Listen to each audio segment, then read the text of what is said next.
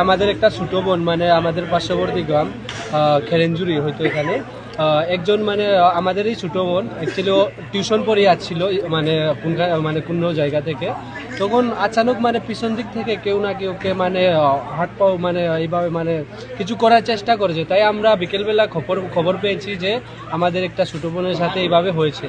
তাই আমরা এখানে পুলিশ স্টেশনে একত্রিত হয়েছি যাতে মানে আমাদের যে বোনটা তাকে যেন ন্যায় বিচারটা পাইছি। সে একটা লিখিত কমপ্লেন করেছিল। কমপ্লেন করার পরে আজকে এখন পর্যন্ত 24 ঘন্টা হয়ে গেছে, কিন্তু এখনও যা আপডেট আমরা পাচ্ছি যে মানে ছেলেটা এখন নেই বাড়িতে। যে ছেলেটা ভিকটিম, যে ছেলেটাকে এইভাবে করেছে এটা বাড়িতে নেই। তারা সার্চ করেছে গিয়ে।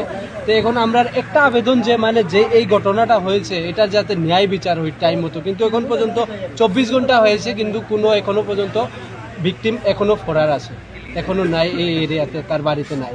এই চোরাইবাড়ি স্টেশন থেকে একটু সামনে এদিকে সিধা গেলে কদমতলা আসে, কদমতলার এই রাস্তাতেই এই ঘটনাটা হয়েছে। মানে এখান থেকে বেশি দূর না, হয়তো 500 মিটার দূর, একটু বেশি না।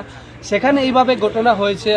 এই পুলিশ স্টেশন থাকা সত্ত্বেও আমরা যে দূরে আছি 3 কিলোমিটার 4 কিলোমিটার দূরে, আমরা কিভাবে আমাদের বোনদের সেভ করব? এইভাবে যদি ঘটনা পুলিশ স্টেশনের পাশে এইভাবে ঘটনা হয় তাহলে আমরা কিভাবে সেফ ফিল করবো যে আমরা এত দূরে আছি 5 কিলোমিটার, কেউ তো এখানে 10 কিলোমিটার দূর থেকেও এসেছে না।